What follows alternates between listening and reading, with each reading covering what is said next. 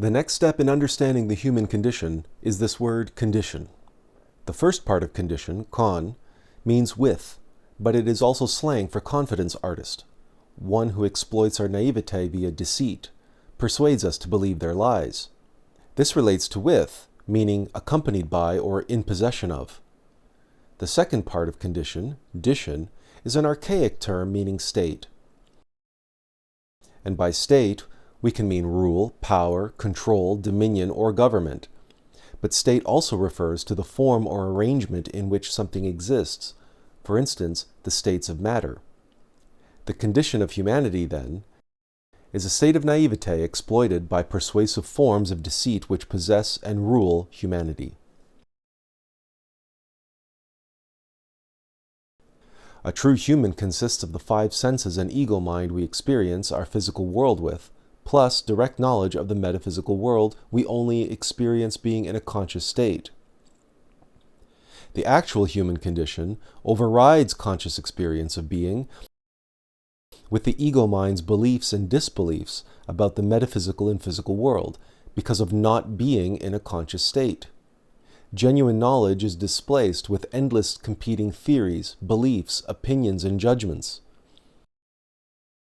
An individual unaware of the metamind of being is just a lone rational hominid with their psychology exposed to external conditioning and manipulation by egos, our many eyes, the equivalent of psychological malware.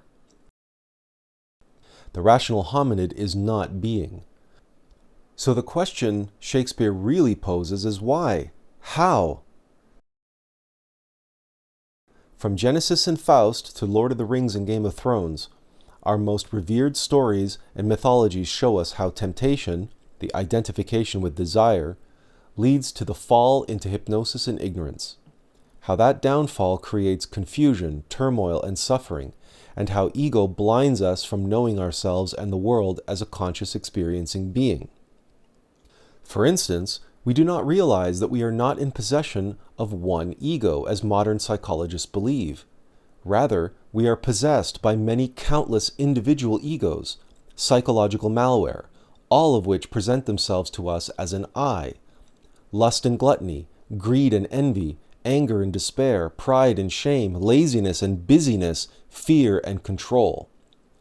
This cacophony of mechanical, self-interested psychological entities infects our five senses and constitute the ego mind we experience. Each ego presents its desires in the first person, an I.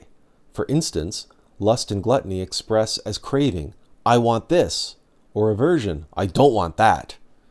Pride and shame express as identification, I am this, or rejection, I am not that, which are the foundations of tribalism, sexism, racism, and identity politics. The ego of fear and control may express and affirm a thesis, I believe this, but quickly turns to anger when said thesis is contradicted. They believe that?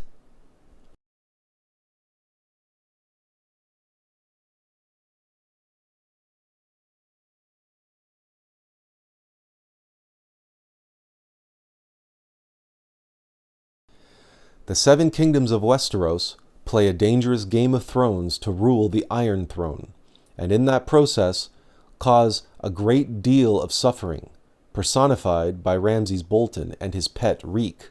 Likewise, our many egos play a Game of Thrones to rule us as our I. We are tempted to identify with and indulge cravings and avoid aversions.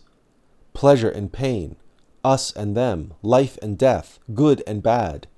This dialectic hypnotizes our consciousness through the rational mind and makes us ignorant to all but our own blind self-interest on the downward spiral of explosion and implosion.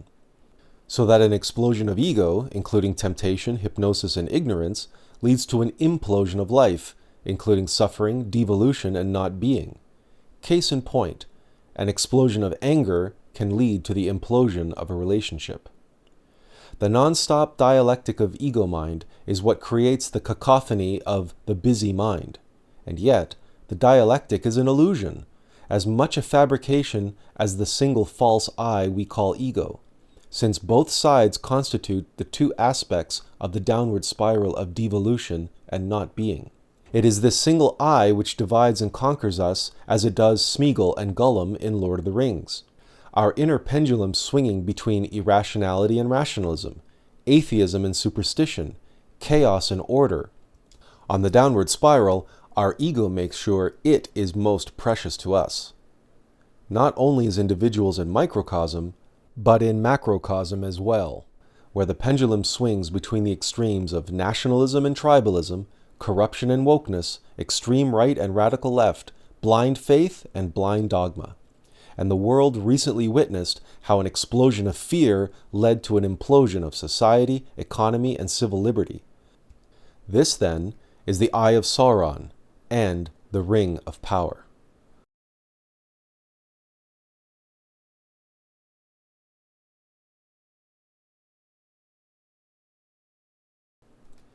Be it the One Ring or the wheel from Game of Thrones, the dominance hierarchy playing out within our rational animal psychology is a single wheel made of many spokes, many eyes, each blinded to all but its own self-interest.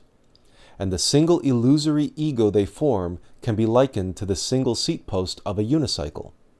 The pendulum swinging between extremes is constantly throwing us off balance, causing inherent instability in our psychology and the world around us. Unicycles have no racks or baskets. With all that life throws at us, we have no choice but to juggle everything ourselves. This, then, is the human condition in a nutshell. We are juggling unicyclists, desperately trying to maintain balance, struggling not to drop the ball. Is it any wonder why many have compared modern life to a circus? And naturally, we admire juggling unicyclists, those who have achieved great heights of fame and fortune, power and influence. In the circus of public opinion and the world stage, those who juggle ever more on ever taller unicycles. But we should always remember that no matter who they are, they struggle to keep all their balls in the air while maintaining balance, just like the rest of us. They agonize over the serious challenges facing the world, and must confront an endless barrage of competing theories and opposing opinions on how best to proceed, all fueled by the endless machinations of egos playing their Game of Thrones, vying for dominance through blind self-interest, free to play us as they will, since we are so preoccupied juggling life's responsibilities on the downward spiral of devolution and not being. A single pillar which the whole world sits precariously on top of. Is it any wonder why they dream of one day alleviating all this psychological suffering with artificial intelligence and transhumanist technologies? They fail to see their reliance on technology is just extreme unicycling, which will lead to a transhumanist dystopia. The fact that humanity teeters and falls as unicyclists is what keeps us bumping up against the glass ceiling of three-dimensional limitations, such as the limitations of physical science and the rational mind which only believes it knows. Compare that to metamind, which actually knows, including the more fundamental and foundational metaphysical science, which allows us to harness the potential of fourth, fifth, sixth, and seventh dimensional insights. Metamind is the only way forward for humanity to shatter the glass ceiling of physical limitations, and rather than suffer the human condition, harness it by restoring what humanity discarded, which gives the human condition meaning.